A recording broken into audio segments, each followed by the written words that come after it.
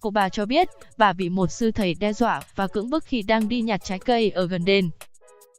Mới đây, một cụ bà 78 tuổi sống tại tỉnh Gia Bi, miền Nam Thái Lan đã báo cảnh sát sau khi bà bị một sư thầy cưỡng hiếp. Cụ bà cho biết, khi bà tới gần một ngôi đền cách nhà khoảng 400m để nhặt trái cây, thì bất ngờ bị một sư thầy dùng dao đe dọa và cưỡng bức. Theo The Nation, sư thầy này còn lịch sự nói cảm ơn trước khi bỏ trốn khỏi hiện trường. Theo lời cụ bà mô tả, nghi phạm khoảng 40 đến 45 tuổi.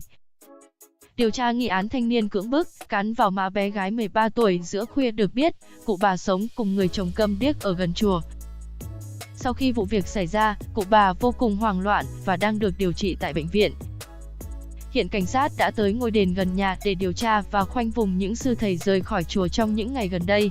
Đây không phải là trường hợp đầu tiên sư thầy ở Thái Lan dính tới bê bối tình dục. Tháng 8 năm 2018, nhà sư Gojo Ponsufor, 33 tuổi, bị tuyên phạt 2 án tù 8 năm, tổng hình phạt là 16 năm tù giam về các tội danh xâm hại trẻ dưới 15 tuổi và cưỡng hiếp. Các công tố viên cho biết, ông Gojo Pon đã bắt cóc một bé gái 13 tuổi, sau đó tấn công tình dục bé từ tháng 1 năm 2000 đến giữa năm 2001 khiến em mang thai. Nhà sư Gojo Ponsufor. Trước đó, Tòa án Thái Lan đã tuyên phạt ông Gojo Pon 114 năm tù với một loạt tội danh như lừa đảo, rửa tiền và vi phạm luật chống tội phạm mạng.